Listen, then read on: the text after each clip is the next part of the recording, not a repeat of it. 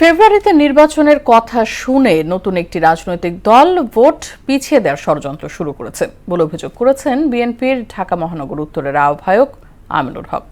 দেশের মানুষ কি চায় তা দলটির নেতাদের উপলব্ধি করার আহ্বান জানান তিনি। বিকেলে রাজধানীর দারুস সালাম থানা বিএনপির সদস্য ফর্ম নবায়ন কর্মসূচিতে আগামী নির্বাচন অবাধ, সুষ্ঠু, নিরপেক্ষ হবে বলে আশা জানান তিনি। আরও জানাচ্ছেন হুমায়ুন কবির। ঢাকা মহানগর উত্তর বিএনপির আয়োজনে দারুস সালাম থানা বিএনপির সদস্য ফর্ম নবায়ন কর্মসূচির উদ্বোধন করেন দলটির ক্রীড়া বিষয়ক সম্পাদক ও ঢাকা উত্তরের আহ্বায়ক আমিনুল হক সহ মহানগরীর নেতারা।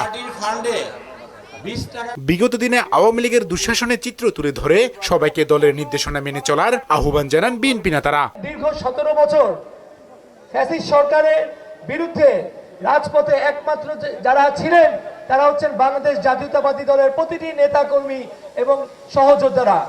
এখানে উপস্থিত এমন কোনো ব্যক্তি নাই যার বিরুদ্ধে কোনো মামলা দেয়নি সেই ফ্যাসিস্ট সরকার। রাতে আওয়ামী লীগ করেছে, দিনে বিএনপি করেছে। যারা আওয়ামী লীগের সাথে যোগ সাদস্য করে ব্যবসা বাণিজ্য করেছেন, আমরা আপনারা জেলে গিয়েছি, তারা কোনোভাবেই সদস্য নবায়ন করতে পারবে না। প্রধান অতিথির বক্তব্যে আমিনুল হক জানান, বিগত দিনে আন্দোলন সংগ্রামে যারা জীবন বাজি রেখে দলের জন্য কাজ করেছে সেসব পরীক্ষিত নেতাকর্মীদের সদস্য সবার আগে নবায়ন করা হবে। আমাদেরকে সুযোগ করে দেন, আমি সহ আমার মহানগরের সকল নেতৃবৃন্দ আমরা আপনাদের কাছে ওয়াদাবদ্ধ যে আমাদের প্রত্যেকটি যোগ্য ত্যাগী প্রত্যেকটি নেতা কর্মীদেরকে আমরা সর্বোচ্চ মূল্যায়ন করব ইনশাআল্লাহ। নির্বাচনের কথা শুনে নতুন একটি রাজনৈতিক দলের গায়ে জ্বালা ধরেছে বলে মন্তব্য করেন তিনি।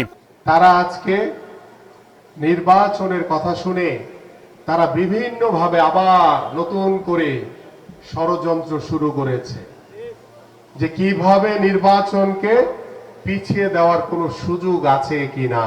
নতুন দল করেছেন, আপনাদেরকে আহ্বান করছি যে আসেন, দেশের মানুষ কি চায়, এদেশের জনগণ কি চায় সেটা উপলব্ধি করেন। বিএনপি কখনো মব জাস্টিসকে সমর্থন করে না বলে সাফ জানিয়ে দেন আমিনুল হক। বিএনপি কখনোই কোনো মবকে সমর্থন করে না, কোনো মবকে প্রশ্রয় দেয় না। হুমায়ুন কবির, মোহনা সংবাদ, ঢাকা।